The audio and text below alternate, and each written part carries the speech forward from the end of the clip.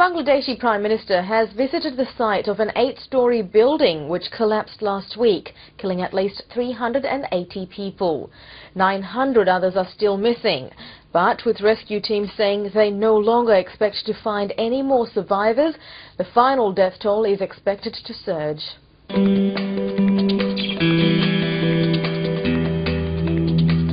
British clothing retailer Primark and Canadian clothes distributor Loblaw are to pay compensation and provide emergency food aid and other assistance to victims of the Bangladesh factory collapse.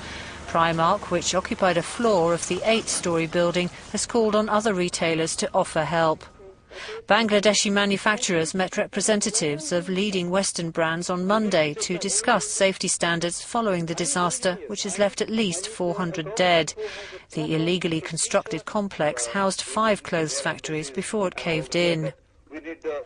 Earlier, the owner of the building was led into court.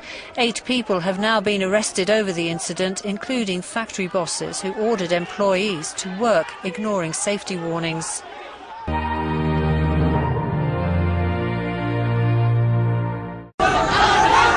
Thousands of angry garment workers flooded the streets of the capital, forcing a complete shutdown of Dhaka's industrial zone. They want someone held responsible and punished for the building collapse that killed hundreds of their co-workers 6 days ago.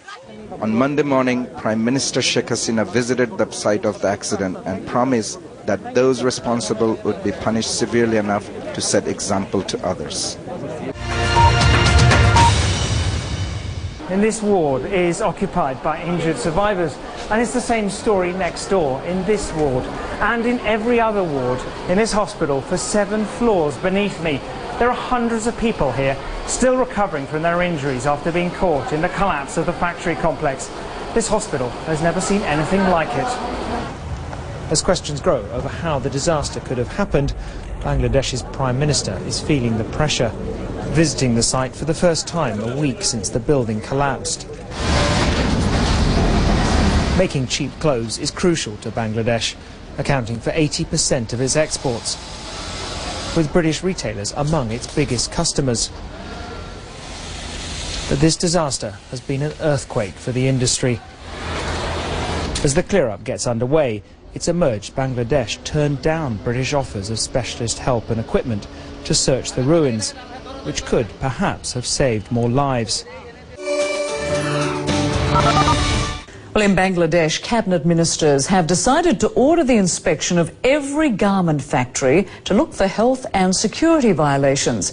Meanwhile, officials say the search and rescue operations at the site of the building collapse will end today or Wednesday.